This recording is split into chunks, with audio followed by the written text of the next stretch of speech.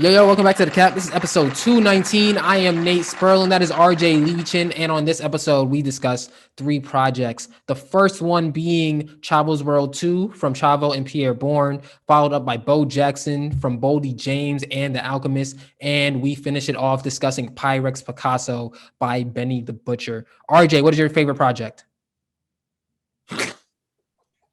My favorite project is My Beautiful Dark Twisted Fantasy by kind of. We're not doing that. Okay. My favorite project is definitely the Benny Butcher. Shout out Benny the Butcher. Shout out Brazil. The Butcher coming, nigga. Alrighty, and you can watch us and listen to us on YouTube, Spotify, Apple Podcasts, Verbal, and other DSPs that we're never gonna get that right. Anyway, thank you for listening. Thank you for watching, and we will see you there.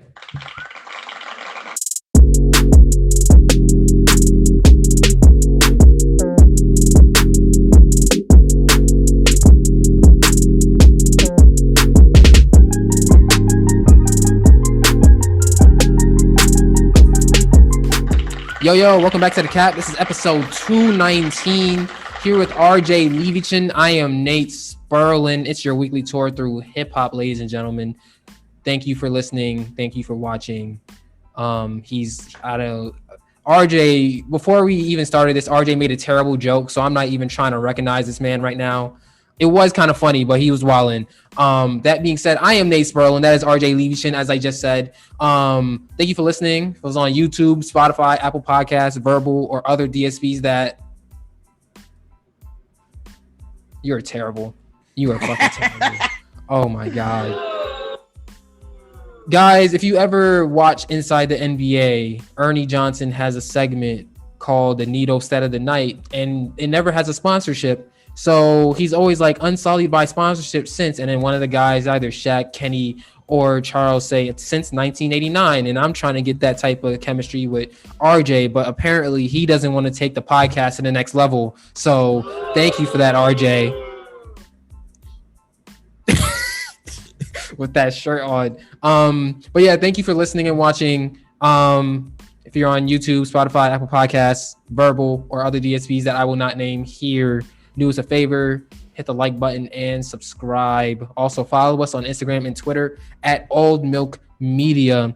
Before we get started, I want to start off by saying shout out to the people of Haiti in the midst of the turmoil on their island. They were hit with a 7.2 magnitude earthquake earlier today. We record this on Saturday. It is August 14th when we're recording this. So just vibes.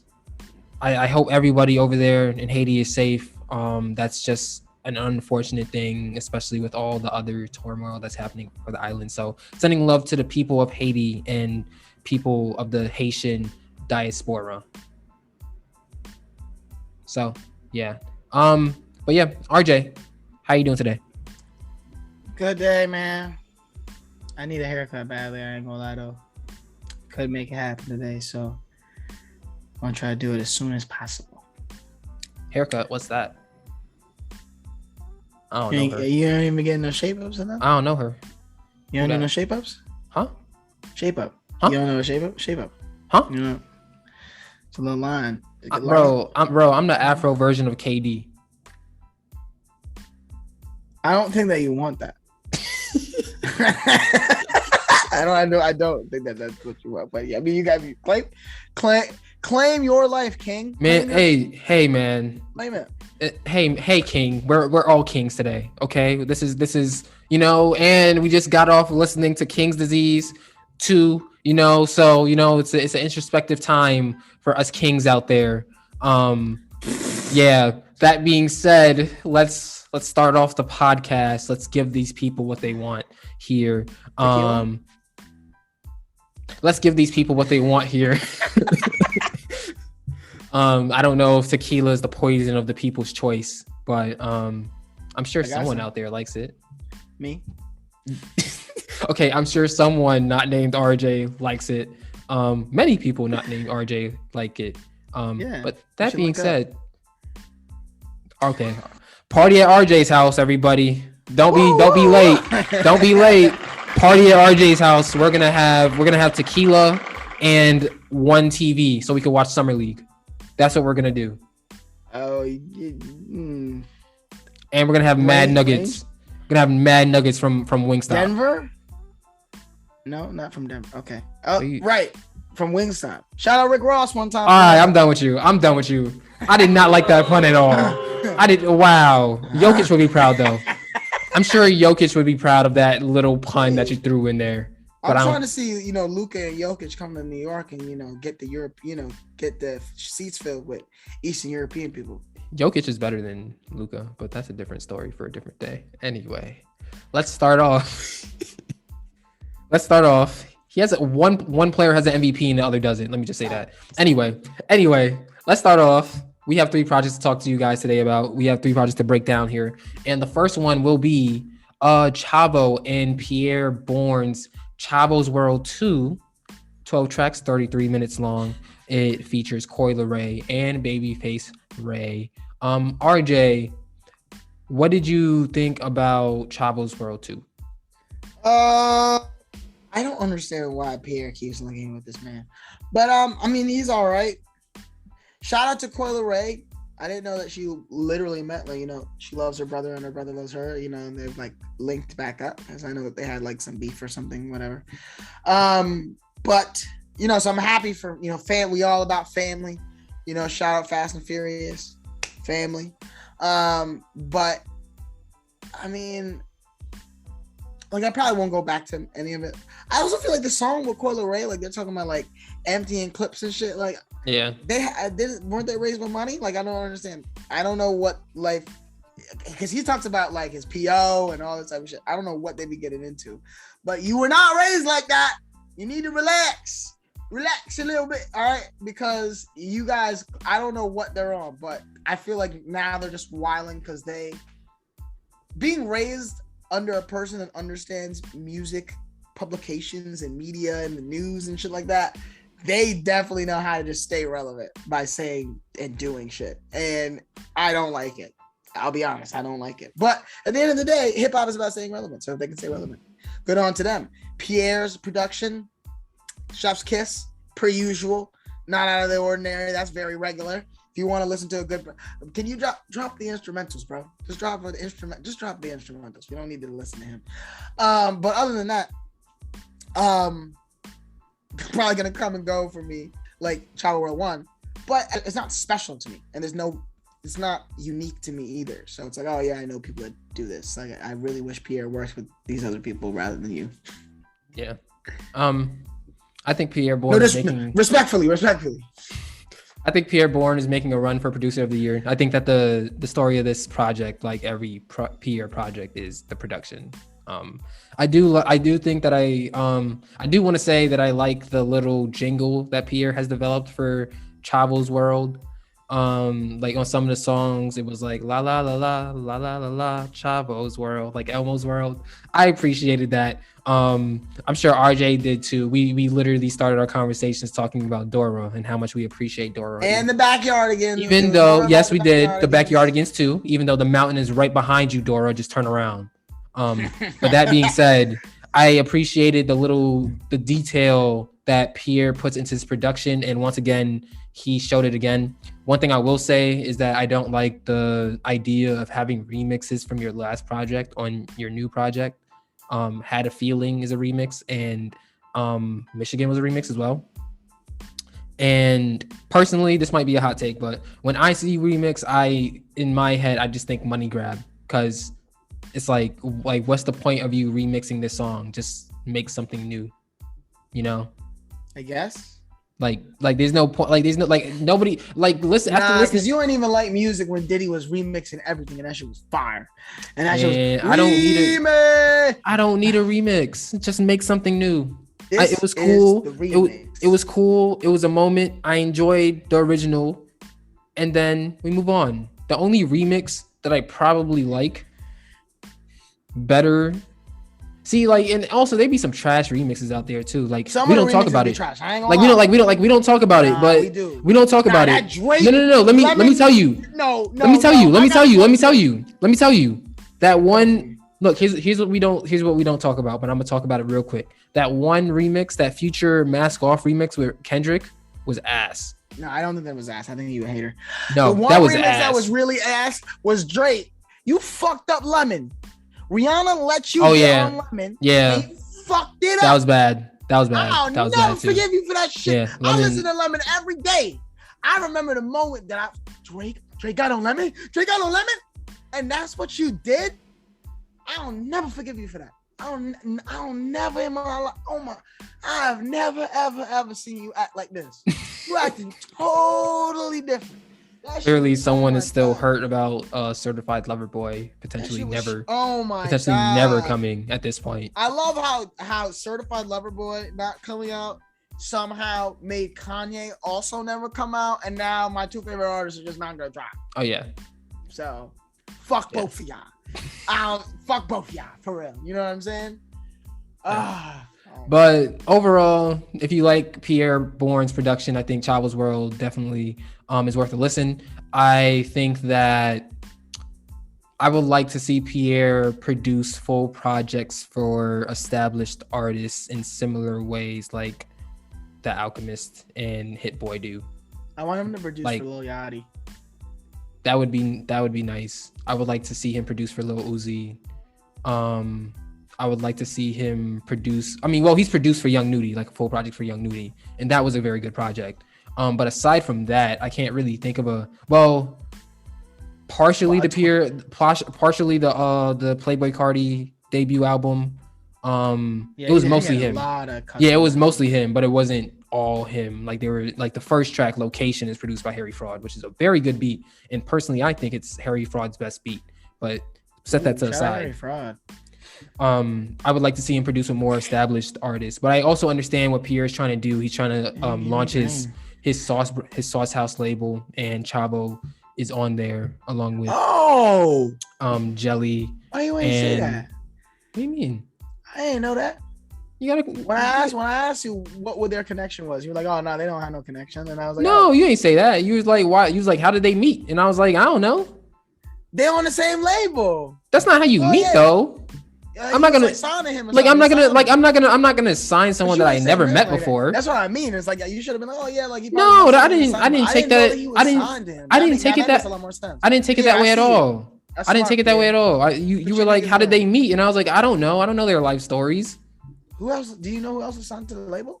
There's another artist that I like more than Chavo named Jelly, who had a good project last year. Like Jelly, like a jam. Yeah. Like why? Like Jelly. Okay. He had a great project last year. The Wolf of Peachtree, very good project. I enjoyed it, and then he also dropped the deluxe like later in the year, and I also enjoyed that as well. There's also another artist, Fraser Trill, who dropped this year. And of course, Pi'erre did his thing.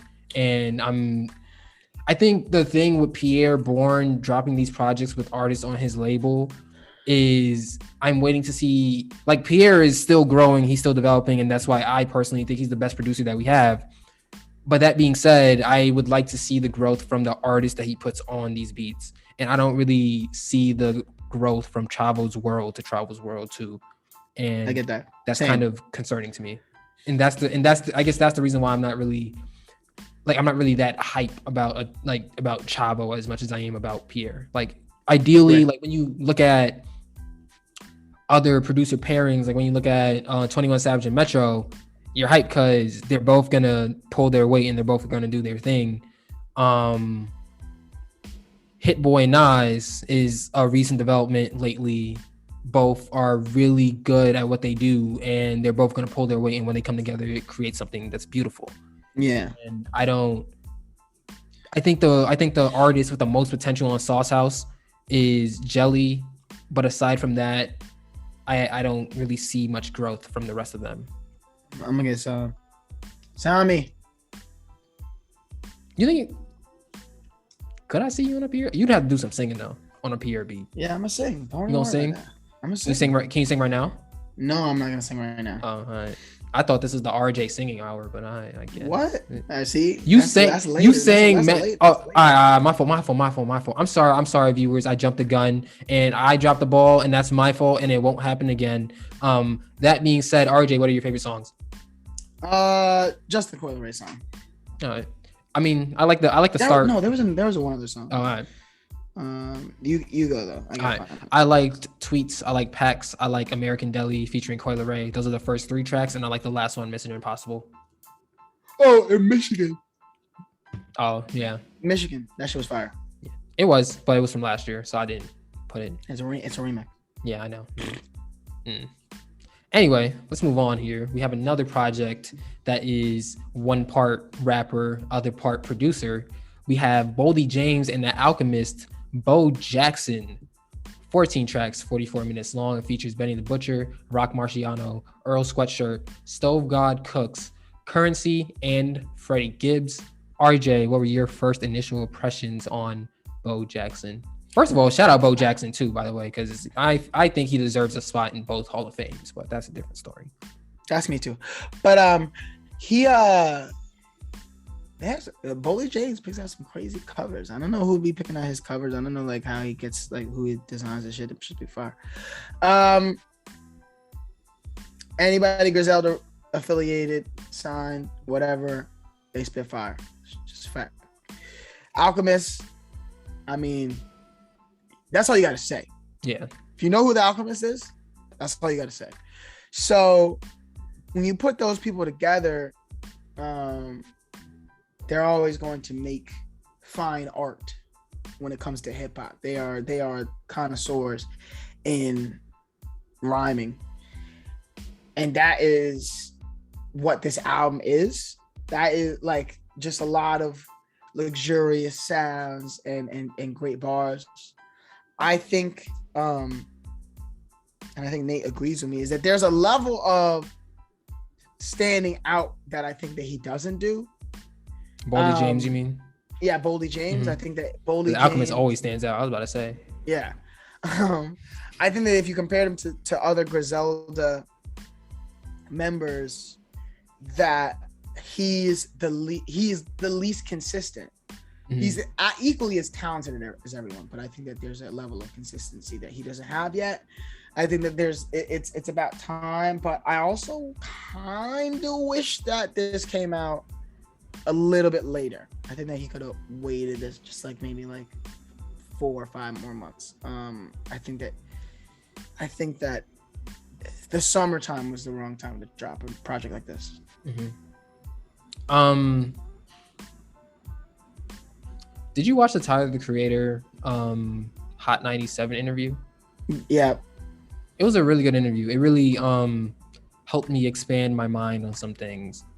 And Tyler the Creator talking about chord progressions and the way a beat is structured has been something that's been on my mind recently when I've been listening to music.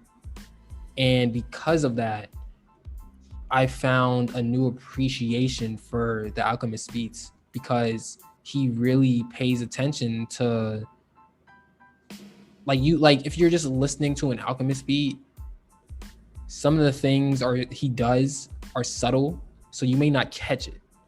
But the experience of, okay, I heard the lyrics, now let me pay attention to this beat and let me see what the producer is actually doing here. And you being able to pick up something new every single time is something that is kind of lost, to be honest with you. Like, there's not really that many producers that really have that special ability to give a song replay value, just because of the attention to detail they put on their beats. So that being said, I think The Alchemist is the story of this project. I mean, well, he typically is the story of a project whenever he decides to drop in the first place.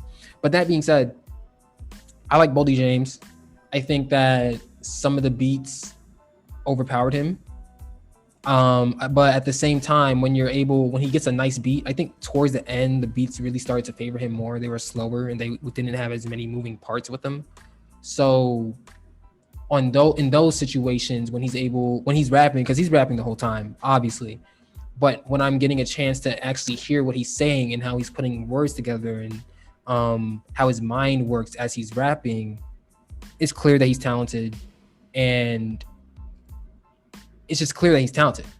So for that reason, I appreciate that. I might even go back and listen to The Price of Tea in China is the first one that Alchemist and Boldy James put out, right? You said something about like his Alchemist having too much, like there needing to be them favoring them because there's not a bunch of little stuff. But I feel like, isn't that what the Alchemist brings? No, I'm saying that's what I'm saying.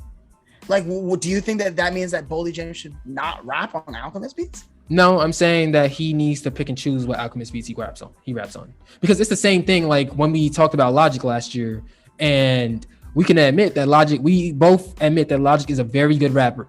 But at the same time, on some of the beats that he picks, he gets lost. That's true. So it's understanding your presence. Do too much. No, it's his voice. It's the way that his voice resonates on the song. Like his voice literally sucks. Like his voice isn't. It's not. He doesn't have bravado. He's not. And like he doesn't have the bass. And I think that on some of these tracks, Boldy James's voice has more bass than Logic's voice, but on some of the tracks he's quieter than the beat. And I don't know, for what a little bit weird. I don't maybe it was mixing and maybe he should have been turned up more.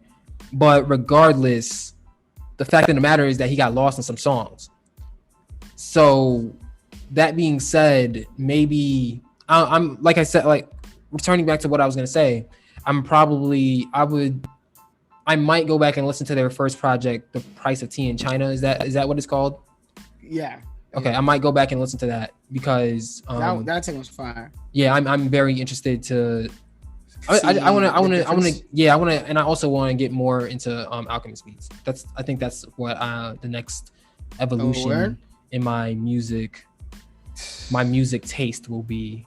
Getting into Alchemist. It's about time. I can't say it's not about time. I feel like Alfredo should have been what did that for you, but it's okay.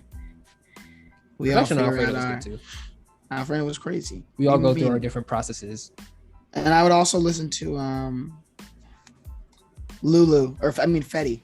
Fetty. Well, Lulu is okay, but Lulu is a Conway the Machine project. And Fetty is another Freddie Gibbs project. All right. Well, that being said, do you have? Yeah, that's. It's worth a second listen. It's worth a second listen, by the way. Through the second listen, I was able to understand more of it. I also like the feel of the Alchemist beat. It's very dreary. It's very New York. It's very cloudy day-esque.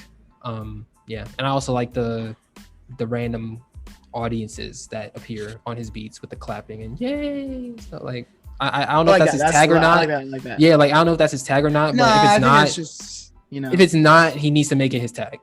That's all I'm gonna say. I'm done. But what are your favorite songs? Double Hockey Sticks, Brick Mile to Montana, and Photographic Memories. Shout out Rock Marciano, right?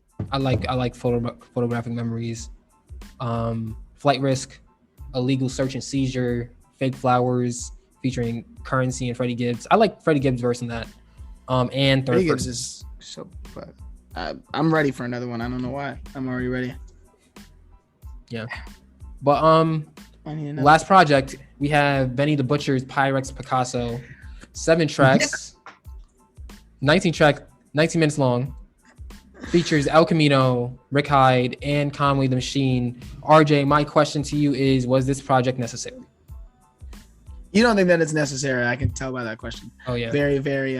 What gave it away, sir? What gave it away? Because it was a leading question. Sir. Oh yeah, I'm good at the question game. You know that question.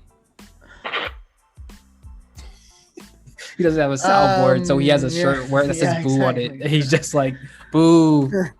Dude look like he repping his city, like he a basketball player. I am. I think that it was, if an album comes at the end of the year, maybe. If an album doesn't come at the end of the year, then no. But I think it was a good project. I kind of wish that it was longer. Like I feel like it's a good concept, and I wish that if So like, yeah, if it's not like leading to something else, then it was unnecessary. But I really hope that it was. How many projects did he drop this year already? So it's at least 2, because I feel like we talked about him before.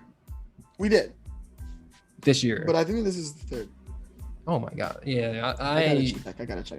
Nah, because they all be dropping OD. Yeah, it's like, because I'm not even gonna hold you. I didn't even know this project was coming out until you told me. And yeah, I don't trust the Sopranos. Plug them at 2. This is the 3rd. Yeah, so one more would be Trust the Sopranos. I don't even think I listened to that one, to be honest. I might have. I don't remember. But I think no, I did. I listened to it once. I think Benny needs to focus on his album, because I think that he's running the risk of oversaturating himself and oversaturating his sound. And he only had 7 songs. Yeah, but you already dropped twice already. If you're like there isn't really, I can't really say that at this point I'm excited for a Benny the Butcher album because he's dropped so much. Let me see. When did he drop? Well, Plugs That Met 2 was like important. That was like supposed to be big, and it was only 9 songs. Burden and Proof dropped. What time of year did Burden and Proof drop? End of fall, early winter. Then yeah, I don't think that I need one. Like, I don't need an album until maybe, like, if this was to tide us over until an album like early spring, like, I'm fine with that. But I don't think he needed to tide us over in the first place. It dropped in October. Yeah, like, I don't think he needed to tide us over in the first place. He could have just let Burden of Proof rock for the year. Like, I still would have been listening to it. Music is weird nowadays. I feel like music is weird nowadays. You never know. Yeah, but at the same time, it's like, I do think that the Plug I Met 2 should have been something that like carried more weight for his discography. Yeah, personally, because I think for his fan base and for his target audience, music still lives. It's not like I gotta get a hit. Okay, I'm getting cold. Where's my next hit? Like, it's not that. It's about maybe bars. They're the same quality. People. Like, what did I say about NBA YoungBoy last week? It's very similar. What did you say about NBA? They're a mixtape. You said that about Young Nudie. But I'm pretty sure that I brought up Gucci Mane and NBA YoungBoy as like 2 artists. We might have even said that might have been like outside. I don't remember talking about it. And NBA YoungBoy is the same way. But I think there's a lot of rappers right now that would exist in a mixtape format or a mixtape space if it hadn't all been like put together and made the same. Mm-hmm. So in that mixtape space, like, this is just kind of like part of it. You know, he's just dropping a bunch of group projects. He's dropping a bunch of like side things. He has a bunch of different series and blah, blah, blah. Like, that's part of that mixtape esque mentality, because you're just always recording music and you always are like, oh, I can like make a new project and blah, blah, blah. But I do think that Griselda should be the group that their shit is like fine china. It's about the rarity. I understand that these niggas all so crack, but their music is not crack. That, you know, and it's not even cocaine. It's fine art. And the biggest thing about fine art is, as you said, not oversaturating it. You know what I mean? And that's what like the pieces that, you know, the rarity is what adds to the value. And I don't think that they're treating their albums like that. Yeah, I also think that. Yeah, like, I also think like when you drop so much, like there is a greater the pool of music throughout a year from an artist. The bigger it is, it's very, very rare that an artist can have a big pool of music throughout a year and have it all be the same quality. Right. So. And that's also because they rap, but they're yeah. That's why I also disagree with you about the whole like lyricism thing, because I think that some of the best lyricists are just coke rappers. Yeah, but at the same time, like strictly coke rappers. Yeah, but at the same time, Pusha T is one of the best lyricists in the game currently right now. One of the best lyricists of his generation. That nigga raps about crack and crack. Like, no, I mean, there are tracks where he raps about other things too. There's a nice track on My Name Is My Name, titled Pain, Future's on the hook, I believe, and he's essentially he's rapping about hardships and stuff. There's another song called Snitch with Pharrell Williams on the hook, and there he's rapping about like one of his homies and stuff. So like that's part of the crack game though. Yeah, but it's not just straight out like, that's yo, all part of the crack game. But it's not just straight out like, yo, like I sold crack. Next song, I sold crack. Next song, did I mention that I sold crack? Don't take this out of context, by the way. I've never done that. But like, that's what it is. If you were like a real crack dealer, like that includes so many other things. Yeah. All right. So then show me. Paint a picture. The same way. They be like, yeah, I kill niggas. I mean, like the same way that we enjoyed Burden of Proof because Benny painted a picture there. Like the care in the lyrics were there, and on the on the two projects that I know for sure that I heard, it's not there. So it's like if you're gonna give us lesser raps than what we know you're capable of, what's the point? I mean, I don't think that there's I don't know. I don't see it as a point when I think about like mixtape rappers. Like I remember when I used to be on Dat Piff a lot. It's like, oh, this person dropped again. It's like I don't give a fuck, but like somebody does. Like, that's really what it was. Jadakiss has so many mixtapes. Oh my god. I'm literally terrified of Gucci Mane's discography. It's like 100. Yeah. Like I'm terrified. I don't think I'm. But imagine you took the best 2 songs out of all of those projects, and you put them into one. That's what I'm saying. You could do that throughout the year, and he should do that. Yeah, and he should do. I feel like his greatest hits are gonna be crazy. Yeah, it's a lot of fat throughout the year. There's not that much actual meat. Yeah, that's really what it is. The marbling is off. Yeah, you gotta get a different knife. You gotta cut the meat differently. That way, you actually get a sizable piece and people can eat. Yeah. We got all kitchen-esque on you. They call me Gordon Ramsay out here. Gordon Blamsey. That's funny. That was funny. I'll give you the laugh track for that. That was a good one. That was a good one. Any other thoughts? Nah. No. I'm good. You don't want to cry about Donda or Certified Lover Boy. Now's the time. Nah, bro. They don't want to drop. They're playing chicken, and as long as they're already iconic, and we've already talked about it so many times that they've set the bar so high. I mean, Kanye West's bar has already been so high, but Drake is setting the bar so high where it's like, I just can't imagine it being as good as I want it to be. So, I've stopped being able to imagine it. So now it's just like, I got to see how good it is, and I'll gauge it how I gauge it. Do you have an issue with Kanye watching preseason football games from the roof? Like, I feel like that's a safety hazard, to be honest with you. Like, no, it's a safety hazard, but I mean, that nigga was floating in the air, and that is also a safety hazard. He has not come down yet. We need to treat our artists like they treat Joel Embiid his rookie season. Like, you can only do a certain amount of things, but let's relax. You only get 25 minutes a game. Like Lil Uzi, don't jump off that 4-story stage. What are you doing? Like, don't do that. Like, we want you here. Like, he really almost did that. No, he did it. He did do it. And it's like, I would not be there to catch him. Oh yeah, I'm not. Yeah, no. Niggas really caught him. That's how you know you have a strong fan base. Travis could do that shit too, and be fine. Bro, I'm not catching. Like untouched. Like he would be untouched.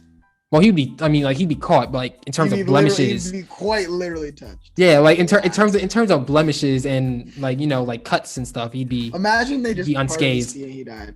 Oh, that would be horrible. That would be horrible. And everybody just like looking. All right. we're getting to a dark place here. So let me close this out.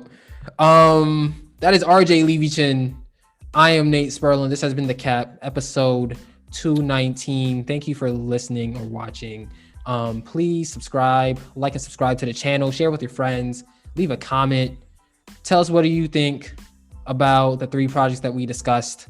Yeah, and that being said, we will see you guys next week. Stay safe, wear a mask, wash your hands. Cause I'm a nigga. We've acquired the Delta membership, if that makes sense, guys. So it doesn't make sense. Don't worry. It doesn't. Okay, good. See you next week. Audience loves us today.